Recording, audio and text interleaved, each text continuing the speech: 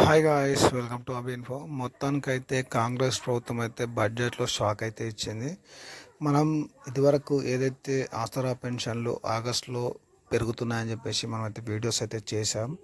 అయితే ప్రభుత్వం అయితే ఆల్రెడీ ఇదివరకే ఈ పెన్షన్లు అనేది పెంచుతాం, బడ్జెట్లో నిధులు కేటాయిస్తామని చెప్పి ప్రకటించడం అయితే జరిగింది. బట్ బడ్జెట్లో నిధులు అయితే కేటాయించడం అయితే జరగలేదు. మరి ప్రభుత్వం దీనిపైన ఎలా స్పందిస్తుందో తర్వాత అయితే చూడాలి. ఇప్పటికైతే ఏదైతే పాత పెన్షన్ అయితే ఇస్తున్నారో అదే పెన్షన్ అయితే ఇస్తారు. అయితే కొత్త పెన్షన్ రావాలంటే మాత్రం ప్రభుత్వం నుంచి మరి అప్డేట్ అయితే రావాలి. నాకు తెలిసి ఈ ఆగస్టు ఎండింగ్ కల్లా ప్రభుత్వం అయితే ఏదైతే కొత్త పెన్షన్స్ మంజూరు చేశామని చెప్తుందో దాని తర్వాత ఏమన్నా ఈ 4,000 పెన్షన్ అలాగే వికలాంగులకు 6,000 పెన్షన్ పెంచుతుందేమో చూడాలి.